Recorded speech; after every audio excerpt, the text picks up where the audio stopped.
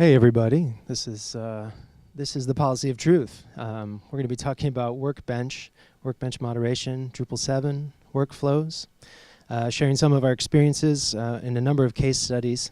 And really the first lesson that I'd like to share with you all is that when you're making a presentation title and you choose a song title, be ensured that every time you work on that presentation, that song will be in your head.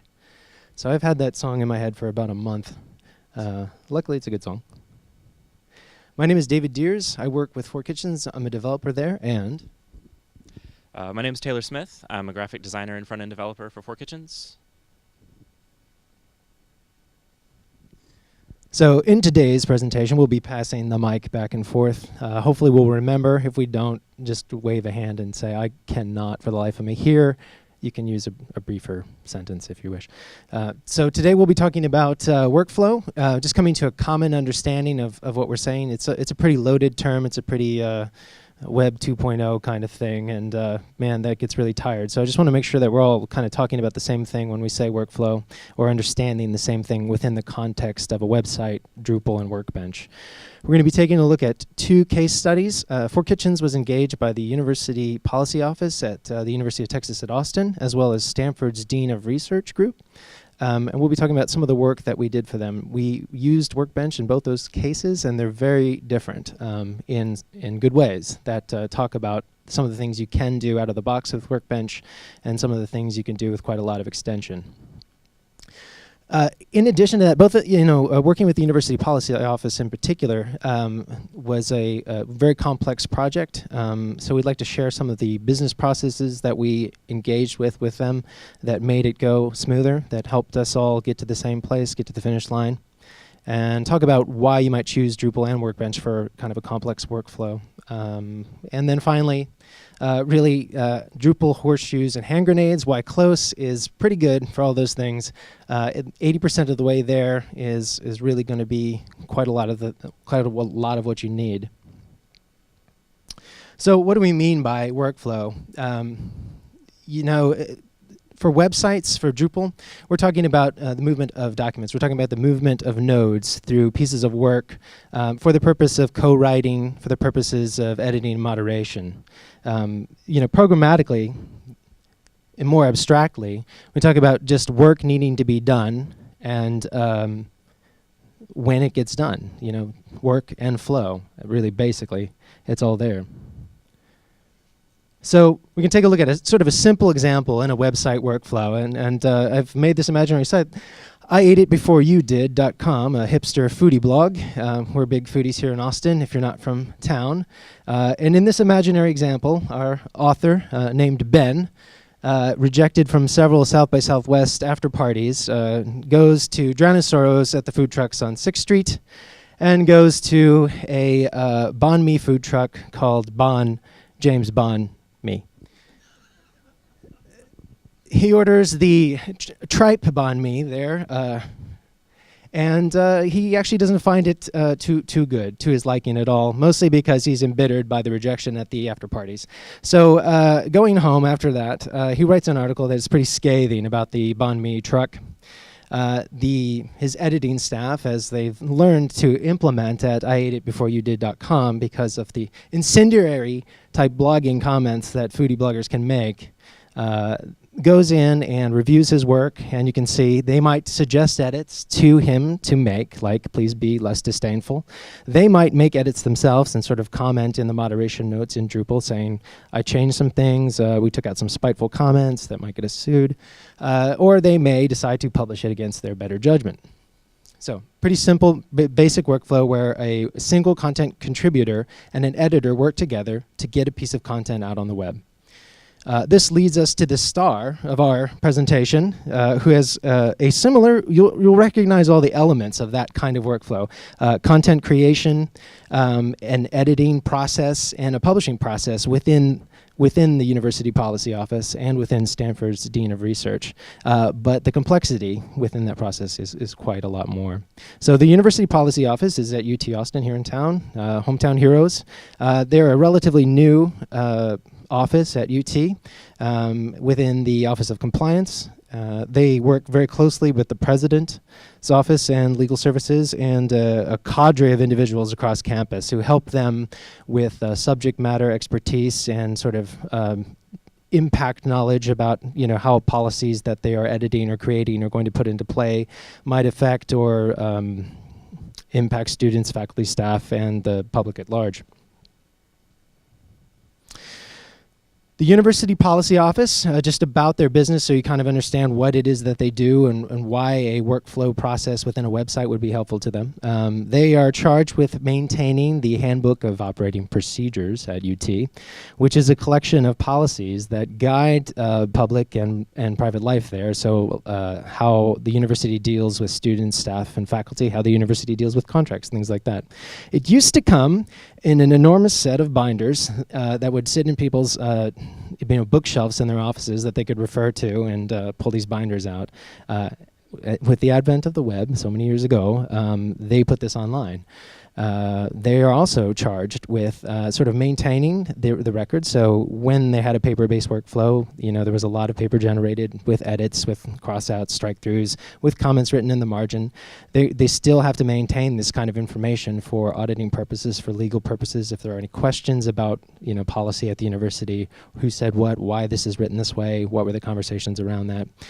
Being that they're a new office, they took this sort of paper-based workflow and these older kind of workflows that were split between creating content in HTML files or through a proprietary CMS system and the paper-based workflows and emails and tied all that together and sort of were charged with simplifying that, involving the community a lot more, and keeping accurate and up-to-date Handbook of Operating Procedure policies, which had been a problem throughout the university's life until the creation of the policy office. So the policy office engaged Four Kitchens primarily to help them implement this policy process that they created, this new policy process, electronically. And what they needed to do was, as I mentioned before, unify these disjointed workflows, paper-based workflows, emails, and their publishing workflow under a single roof. They also needed to be able to reference all the metadata around the editing process, around the people who were involved, around policy ownership, around policy sponsorship. So different departments might have general concerns about a business practice. And so they might sponsor a policy and say, well, we need to come up with directions and guidance around this and have this be documented. It might be a charge from the state of Texas to say, we need you to change your policy on smoking or change your policy on the way that political posters are displayed in student dorm rooms. And various other things. So they needed to be able to track where that request came from, who was charged with writing it, who wrote it, all that information. They need to be able to produce that very quickly for legal questions that came up and will continue to come up, supposedly. This new process was brand new, not only for the policy office, but for everyone involved in the university community. So they needed to have a system that allowed that to occur with very little overhead. Administratively, as I mentioned, they're a very small office. There's really only about 3 of them for the entire university, and charged with the oversight and oversight of the moderation and editing process. So it really needed to be quite simple. If I were going to talk about it, sort of talk you through how a policy is generated and gets to a published state, it looks something like this. Now, originally, this workflow comes from a larger workflow that is printed out about 4 pages wide, and anyone who reads it, much like reading the works of H.P. Lovecraft, went insane. So we had to change it so that people could read it and understand what was going on. And that really came through a deeply invested process with the policy office to understand their business model and to kind of embed ourselves in their mindset. And what it is that we think of it sort of as a Frisbee game, really, where the policy office is at the center. And the Frisbee that they are going to throw is a policy that has been created or a policy that is being edited, a new draft of an existing policy. So that Frisbee, in this example, we've written out a particular way for this to go. A policy owner is charged by his vice president to come up with a new version of the smoking policy. They would like to revise the smoking policy to be the tobacco-free policy. We don't want to have anyone smoking on campus any longer. That policy owner writes an initial draft of this, changing the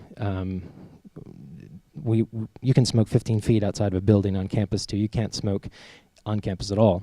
And the revision of that policy is then passed. The Frisbee is then thrown to the policy office. The policy office then can distribute that policy off to a campus group of experts embodied here by the Policy Office Advisory Group, or POAG, which we will refer to them from here on out.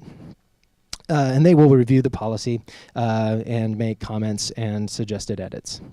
They will throw that Frisbee, that policy, right back to the policy office, who will then review those comments and then decide that perhaps it needs to be edited further, throw that Frisbee over to the policy owner who make those edits. He will then pass that policy, Frisbee, back to the policy office, who will pass it off to the executive vice president sponsor, who will then review what has been said there and generally agree or disagree and send it back. And so this Frisbee game can continue in this way, where it continues to go back to the policy owner and back to the policy office, to the policy office advisory group, so on and so forth, in a way that is not particularly linear, in a way that is contextual to the policy. Any of these steps really can be skipped. Any of these steps can be overridden by general direction of the state, UT systems, the president, or legal.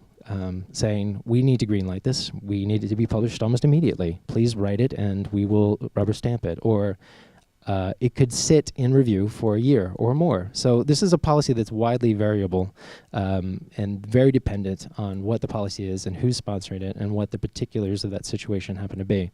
So we will go into a far more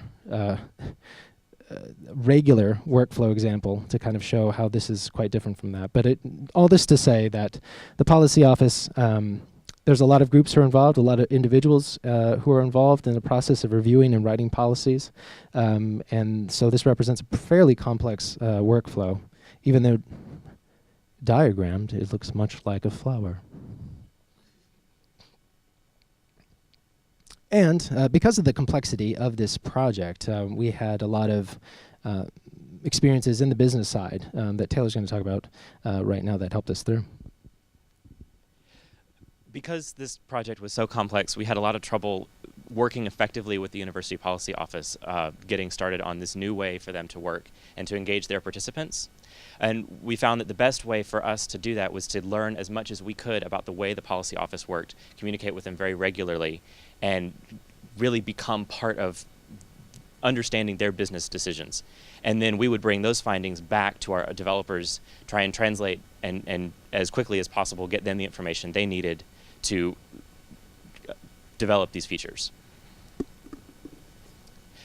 We did this in 4 primary ways. First, because the University Policy Office had always had a paper-based workflow, we used paper-based prototypes with them to get them to understand how this was going to work and how we needed to implement an almost routing style process.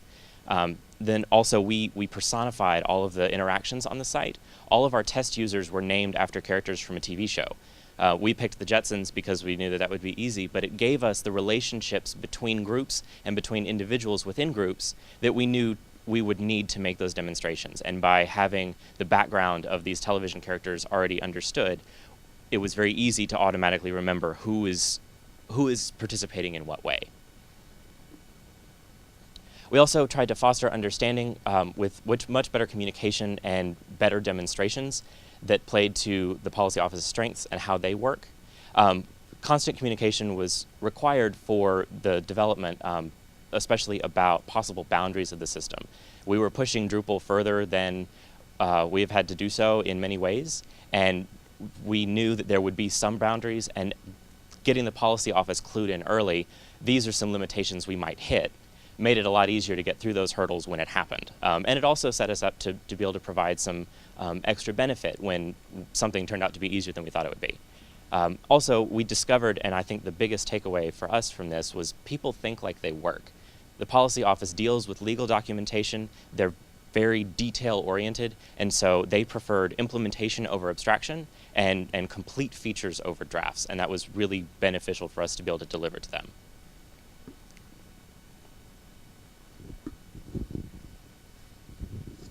Thank you, Taylor. So that business process occurred within the context of our, the project work that we're doing, and the project was a Drupal project. The project was a Drupal project that used Workbench. The project actually occurred in two scopes of work. An initial scope of work where we implemented revised public-facing handbook of operating procedures for the policy office. So they had an aging design and an aging information architecture that was coming out of a proprietary CMS system, vendor product, that was end of life at the university. And they needed an expanded and an improved workflow for publishing. Regardless of sort of this review process, they had problems getting HTML out. They had problems keeping their pages current. They had problems keeping policy current for the public, let alone internal offices. So while that was our first scope, and the second scope of work was the behind-the-scenes policy publishing process, the first part we had always considered the second part from the very beginning, and we knew that we were going with Drupal not because of any of the reasons on this slide, although these are all great reasons to choose Drupal.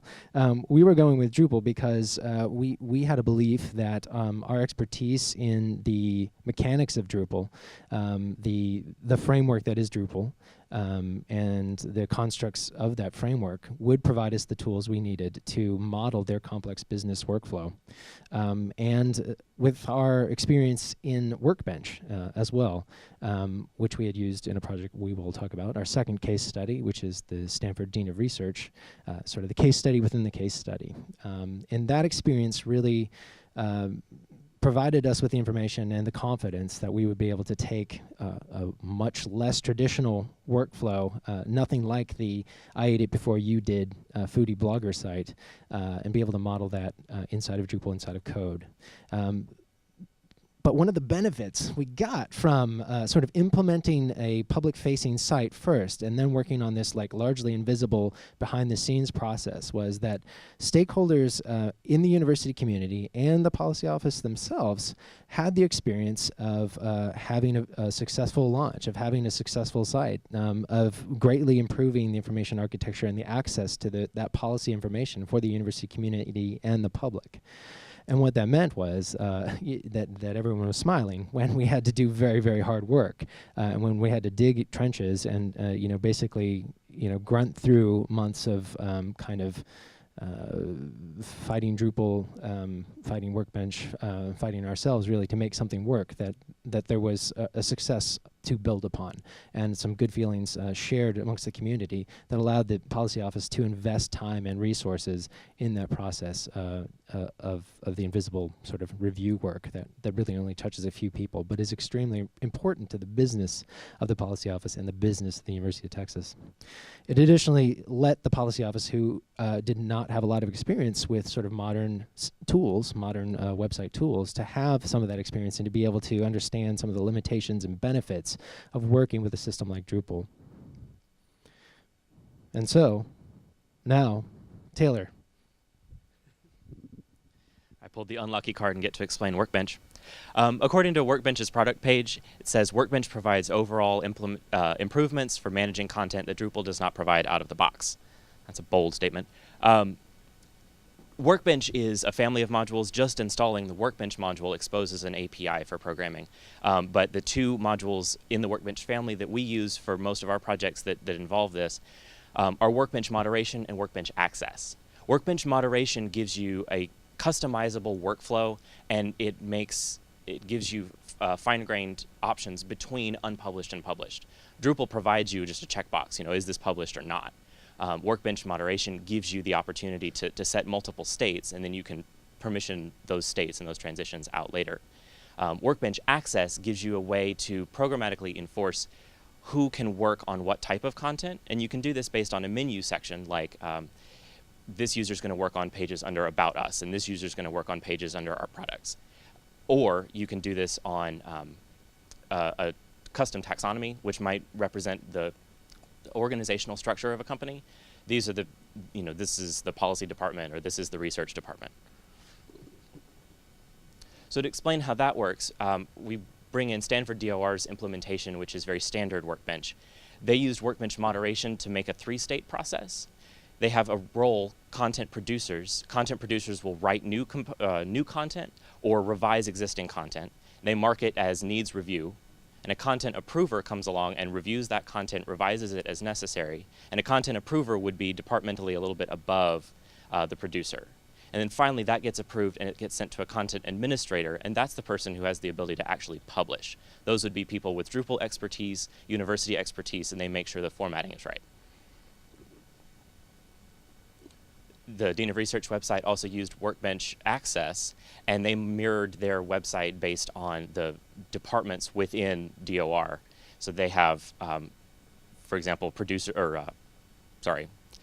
will be working in very categorized content like funding or training under research and scholarship documentation.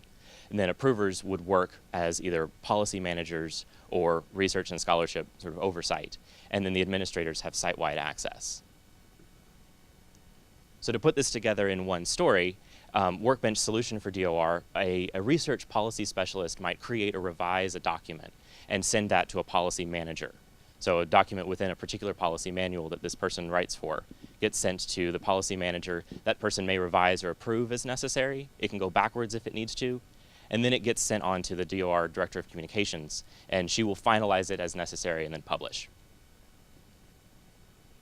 So we knew that Workbench would work really well for DOR, and the project went very well. And we weren't sure if it would work for UPO, but our decision-making was based on the need for the moderation and storage of revisions, which Workbench moderation gives you very well. We knew that these different review groups within UPO's business would need to be permissioned in such a way that Workbench Access seemed like a good fit. The big question was whether or not this nonlinear Frisbee model was going to work with the Workbench solution. And the answer is it didn't quite, but it did give us a great deal of the groundwork laid to start building our own solution on top of what it provided. So we took Workbench and mixed it in with other tools and APIs, including Ctools, panels, contexts, and lots of views, and a little bit of theming, and that filled most of the gaps.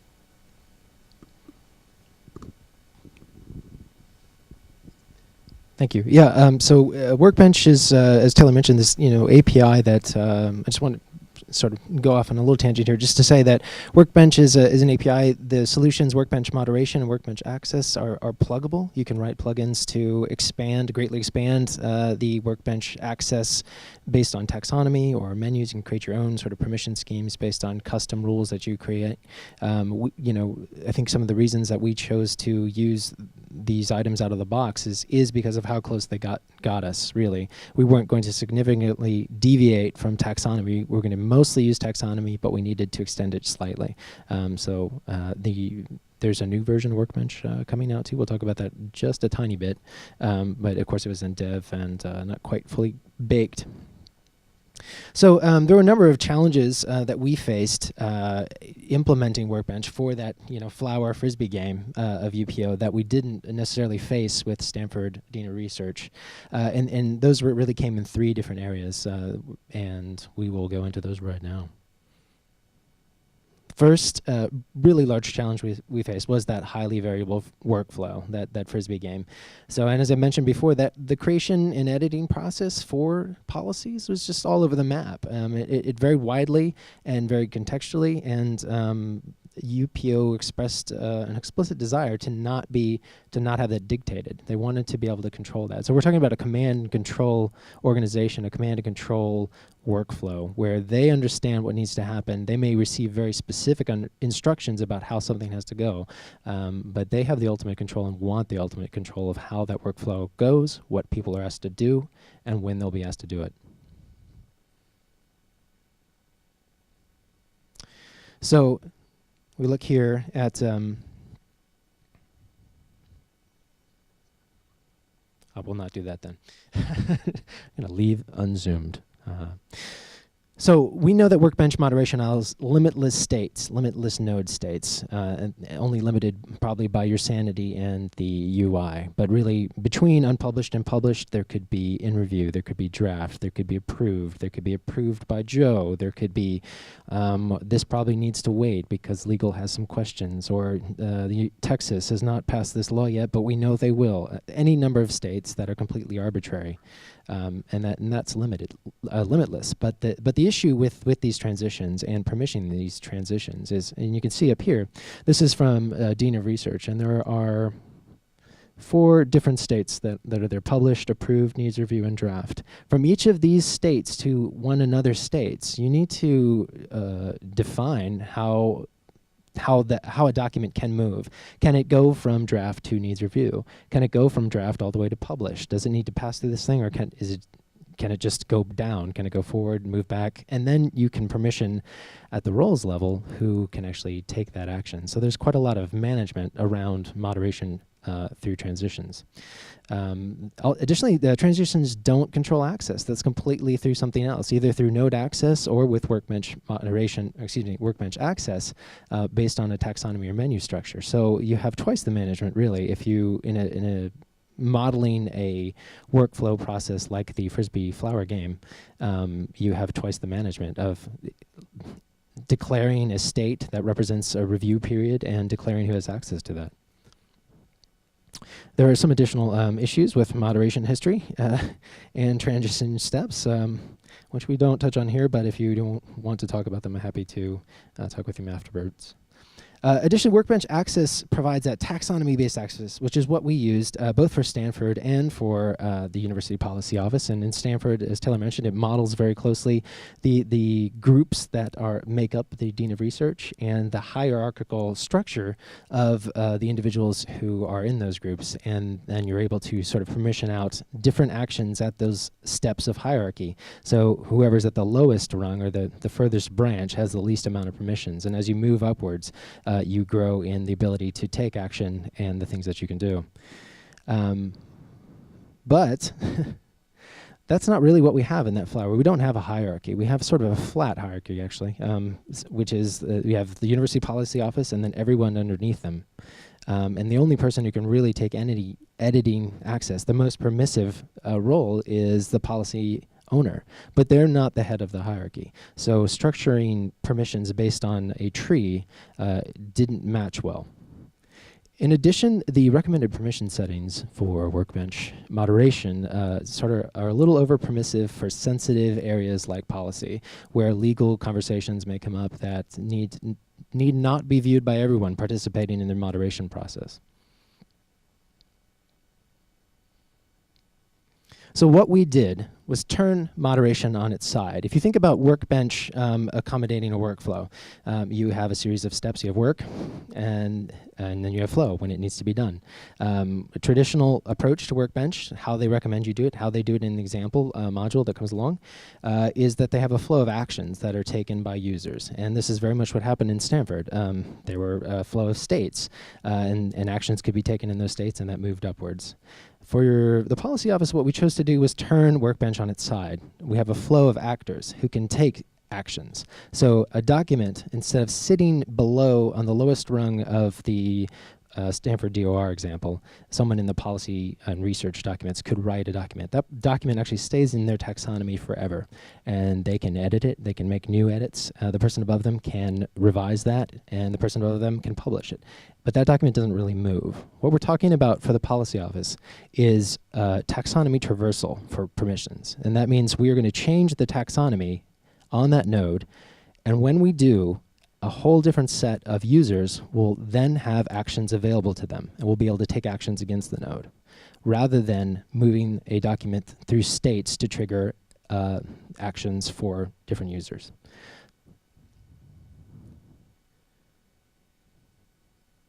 And here's an example with our Jetsons characters of what we're talking about. So we have UPO sort of at the top, the workflow review groups.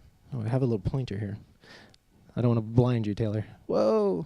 Okay, so we have UPO here, and then policy owners below them. There's actually, there are groups underneath policy owners that represent a particular policy owner and their delegates. And then below that are policy sponsors on the same level as UPO and policy owners. And then the policy office advisory group below that. And people are added to these groups. And when you have a policy, it is placed in the George Jetson and his delegates taxonomy. When that happens, George Jetson is allowed to, if he is the owner of that policy, write and edit that policy. UPO might change the taxonomy to the policy sponsor. And when they do that, they might place it under Cosmos Spacely and his delegates, and then he would be able to read but not edit when that taxonomy changed. And as the taxonomies changed, various groups get permissions and various actions become available. That allowed us to really have a very few and simple moderation states of draft and review and published. So really unpublished and published in a single state in between. And the management of who had permission to do that was very simple as well. And really, because it's a command and control workflow, that was just granted to the policy office. So no overhead was there for them to manage or for any administrator or support to manage. We use moderation states really to trigger, not govern the workflow. That is, so in the other example, the workflow state might go into in review, and that a node is in that state then signifies to someone in the business that something must be done to it. We weren't as interested for that, didn't really apply to this Frisbee game flower. But what was useful was that a policy owner would be able to make a draft, and they could do that whenever they had a published policy. And they could leave it in draft, make several edits for months and months and months back at their desk with their office group until they felt like it would withstand the scrutiny of the policy process. At that point, they could transition it to in review. Once it was in review, that actually triggered the creation of some supplementary nodes to help us track the workflow through the use of the state change hook API in Workbench. So what we did to answer to some of the auditing concerns that the policy office had was to expand Workbench's moderation richness by using the node system. So most moderation in Workbench in the default installation happens through moderation notes that are actually node revision notes. So it's not a rich interface at all.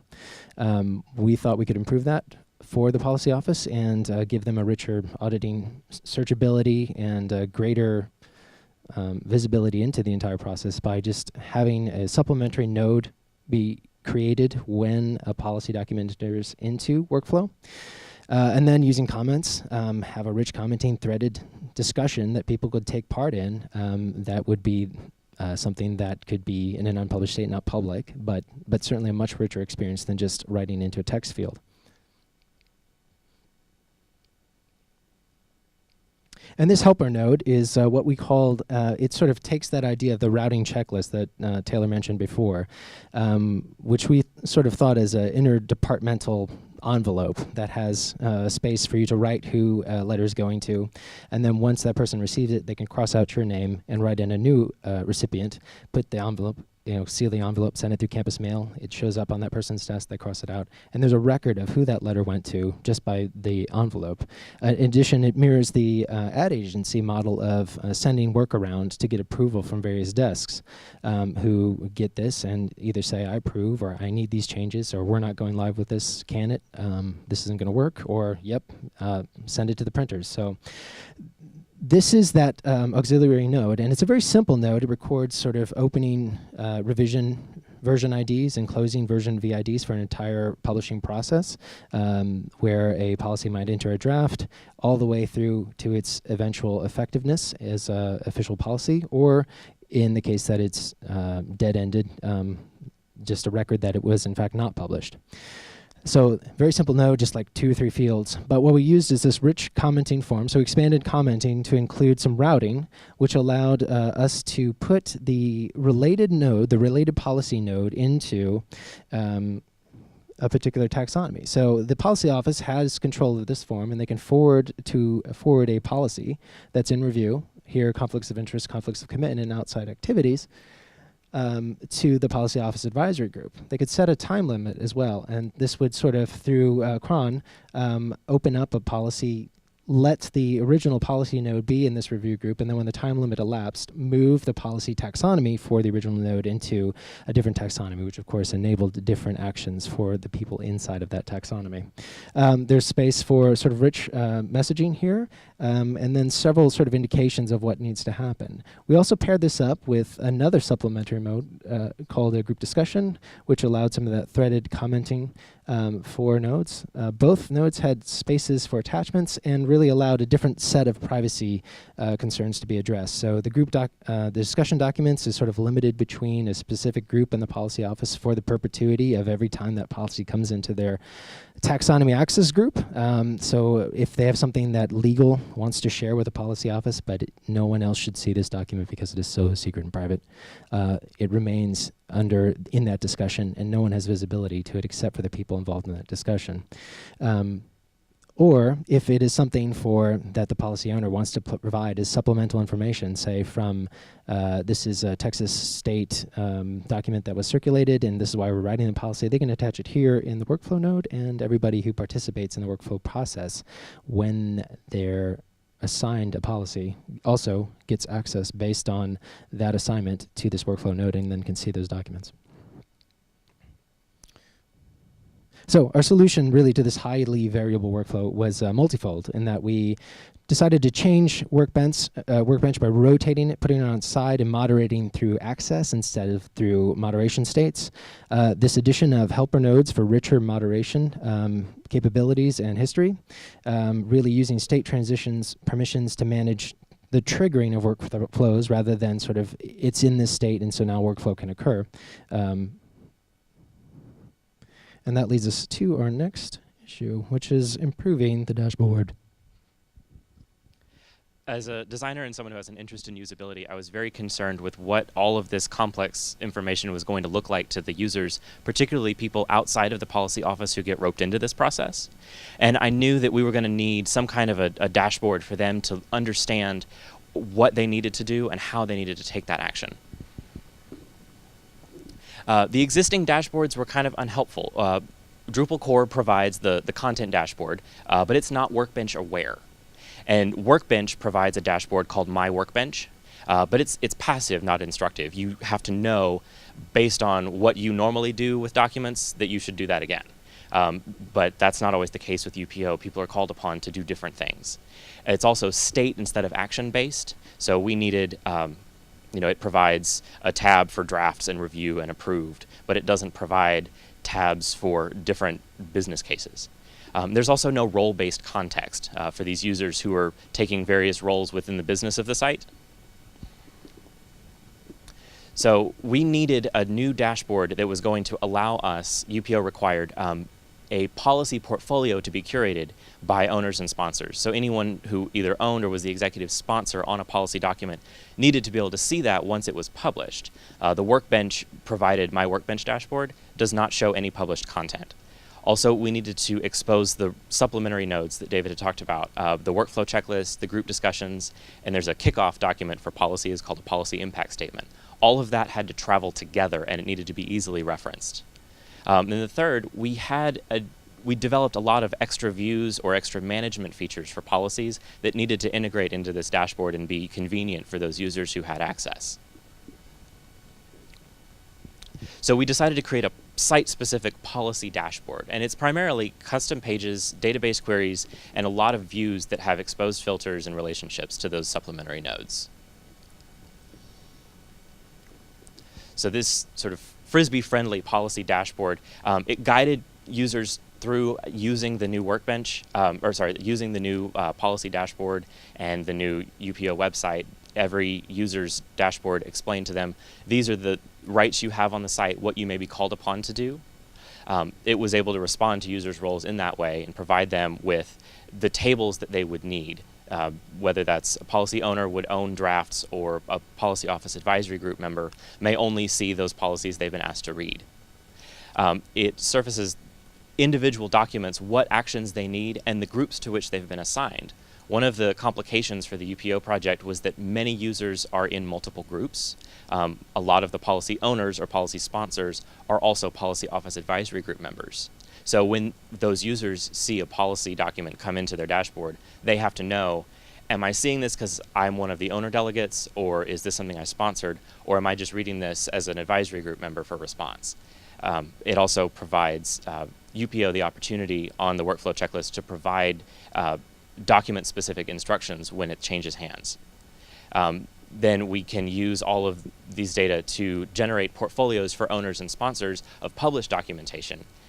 And then finally, we add in links to the auxiliary tools like the policy revision history view that we built, Google Analytics Statistics, which shows page views for individual policy documents that have been published. All of these tables were exportable via CSV to Excel. And also, policy documents can be commented upon by public users to send messages to the policy owners. So the solution for replacing the solution to we have a need to expand the dashboard ended up being to replace the policy dashboard. And that provides those views that honor this custom workflow that UPO has designed. Sort of the next space that we found real challenges were in sort of permission management. Workbench has a recommended set of permissions that it wants you to use. It is designed to work with those. Not using those is going to create challenges, and it certainly did. You may not want to use those, however. Because it's based on sort of a model where hierarchy and access is controlled through that hierarchy to nodes, and the actions that can be taken are meant to be hierarchical as well. That means there's some over-permissiveness there. So anyone past the original creator of a piece of content who is recommended to get a permission of, I can edit my own content, gets, I can edit any content on the site. That doesn't really work here. Not only did the policy office not want them to edit any Workbench-enabled piece of content, the policy portfolio concept that Taylor mentioned is really important to them from the business perspective. People who are charged with specific sets of policies over specific areas would not appreciate others sort of messing with their work or having edits in there that that they didn't generate, and not being able to see what that was. So it's, the recommended permissions are really suited to that linear hierarchy kind of state. The moderation messages by default are available to anyone who participates in moderation. And users who have multiple roles, like people in the policy office advisory group and the policy owner group, would tend to get too many capabilities when a policy they didn't own came into their review. Versus a policy that they did own. They really have the same set of permissions with the default permissions that Workbench moderation asks you to give.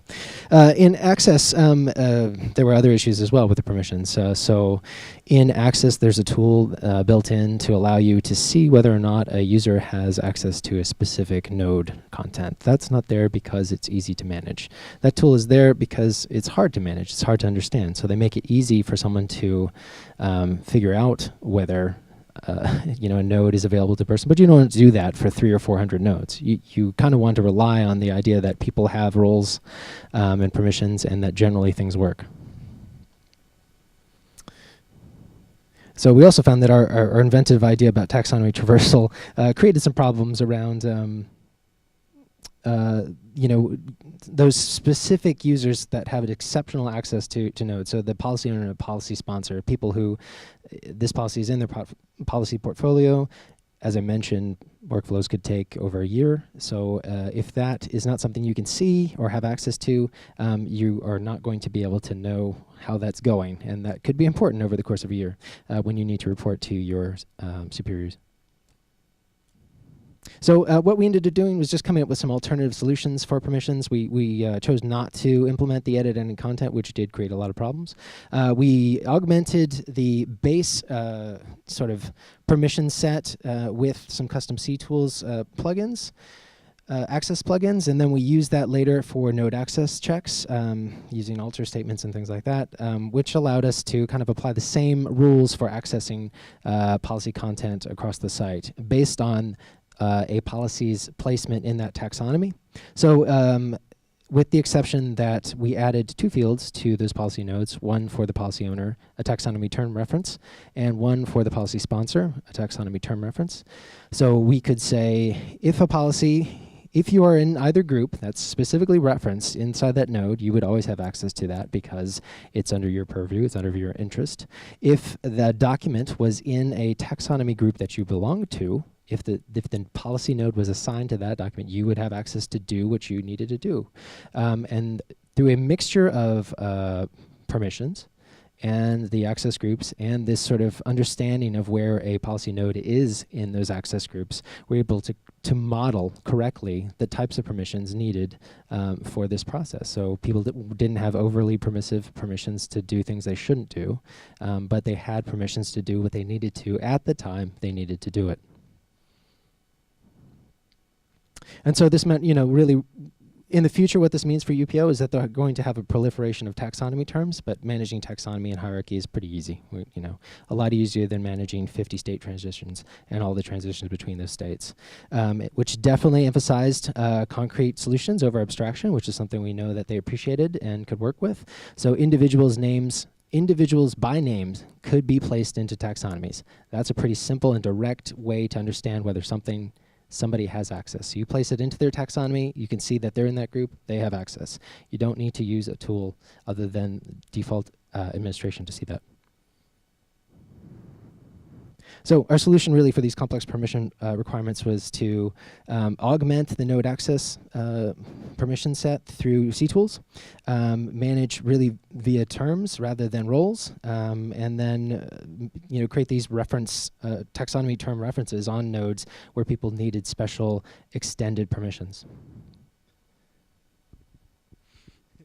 So thank you very much for joining us at Policy of Truth. I know this is kind of dry stuff, but it was a really great project that we both really enjoyed working on, and it opened up a lot of new interests for me in a lot of areas. So this is a case study that I really enjoyed preparing, and it's allowed me to really get involved in understanding what a workflow is for a company or a business that needs a very complex model for how it needs to perform the actions to complete their goals. Stanford DOR and UPO, I actually still do a little bit of work for Dean of Research on an ongoing basis, and a lot of it comes back to needs for Workbench and continued fine-graining of the different things that their users can do to content. They both needed a way to manage all these workflows within their content management system. Drupal and Workbench provided that for us. In UPO's case, it required a lot of extra customization. But the going client-side mantra that we had really helped us understand what UPO needed and deliver that in an interesting way that was fun to work on. So, does anybody have any questions?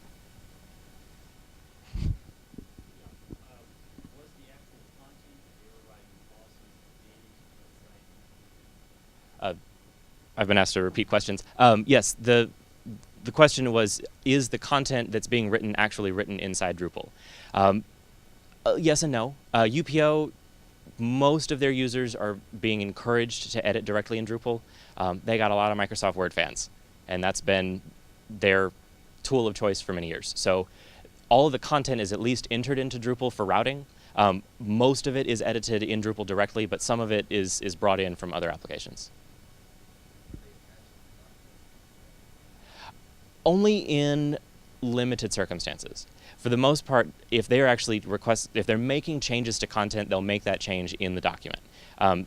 In the case of reviewer-only roles, policy office advisory group or the executive sponsor, they cannot actually edit content that has been passed to them. If they have an edit they would like to see made, then they'll either note that in a group discussion or they'll make the change in a Word document and attach that. They do attach the final.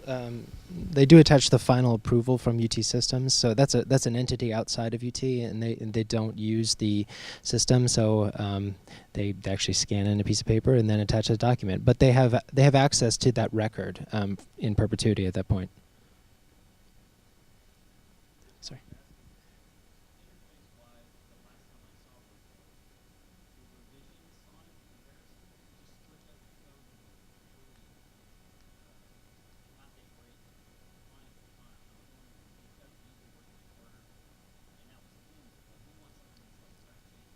Yeah, we did set it. We actually did set up diff to do those changes, and we're being asked to go. So we. No, repeat the question. Oh, this is the. Sorry, this is the cut. Yeah. Sorry. The question was. Sorry. Where's the cane? It's going to come out here any second. What was the question? The question was. That the revision capabilities to review those revisions usually occurs in Workbench by default in code, HTML code, whether that's a kind of a disjointed experience for the content editors. We actually did work with them quite a bit on understanding what diff does, how to use it, how to change the revisions version to just plain English and see that instead, which they are reasonably comfortable with. Again, as Taylor mentioned, a lot of people will, when they're generating that content initially, just work in Word at their office. But once it goes into the system for review, it's all in Drupal. Yeah. Sorry, go ahead. Oh, sorry. That's okay. You teased something about the next version. I'm very sorry. Yeah, that was in the notes. So in 2.0, they actually have switched from a node access based access system to a Ctools based system, which allows all their permissions for Workbench moderation to be exported very quickly and well. And it, as we saw yesterday in the Spark and Awe demo, they have hooked it into kind of like Spark editing, you know, on in-place editing. It's quite rich. So the new version 2x is still in dev branch, but it's really got a lot of promise. So, and I don't want to hold Ben up here, so we can take any questions in the back. And thank you all for coming. Really appreciate it.